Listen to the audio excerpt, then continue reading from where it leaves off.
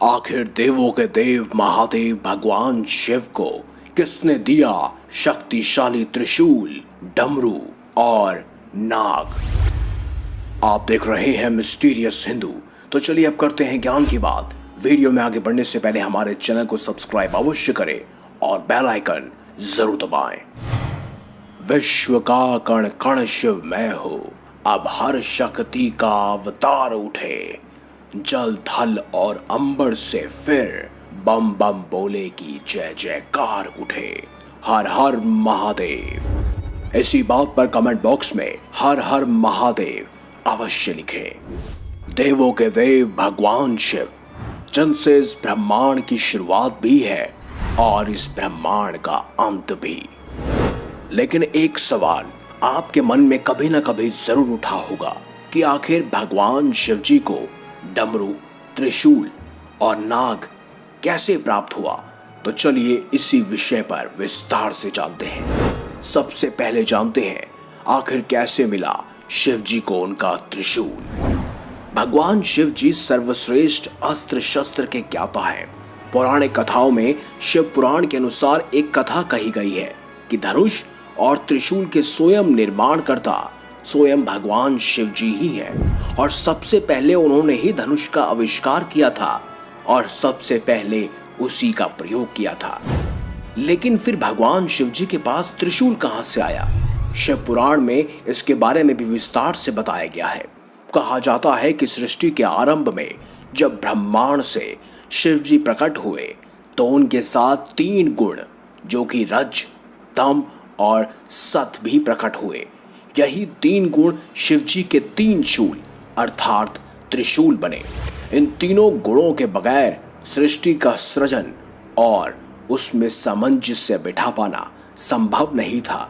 तभी भगवान शिव जी ने इन तीनों गुणों को अपने हाथों में एक शूल में बांध कर रखा, जो तीनों शूल मिलकर त्रिशूल बने। अब ये जानते हैं कि आखिर कैसे शिव जी के हाथों में डमरू आया। भगवान शिव जी के हाथों में डमरू आने की कथा बड़ी ही रोचक है। माना जाता है कि सृष्टि के आरंभ में जब देवी सरस्वती जी प्रकट हुई तो उन्होंने अपनी वीणा से सृष्टि को ध्वनि दी, लेकिन इस ध्वनि में कोई भी सुर या संगीत नहीं था। तभी उस समय भगवान शिव जी ने नृत्य करते हुए 14 बार डमरू बजाया और उस डमरू के सुर ताल संगीत से सृष्टि में ध्वनि का जन्म हुआ। कहा जाता है कि डमरू स्वयं भगवान ब्रह्मा का स्वरूप है जो दूर से विस्तृत है। जैसे जैसे पास आते जाते हैं ये कम होता जाता है। अब जानते हैं कि आखिर शिव जी के गले में नाग कैसे पहुंचा। भगवान शिव जी के गले में जो नाग है उनका नाम है वासुकी और शिव स्रोत में कहा जाता है कि ये नाग नागों के राजा हैं और पूरे नागलोक पर इनका ही शासन चलता है। समुद्र मंथन में इन्हीं का उपयोग कर कर मंथन को मथा गया था। कहते हैं कि वासुकी नाग भगवान शिव जी के परम भक्त थे और वासुकी की तपस्या से प्रसन्न होकर शिव जी ने उन्हें अपने नागलोक का राजा बना दिया और साथ ही उन्हें अपने गले में एक आभूषण के तौर पर धारण भी कर लिया। तो दोस्तों इसी प्रकार से स्वयं महादेव को यानी भगवान शिव जी को डमरू, त्रिशूल और नाग प्राप्त हुए थे।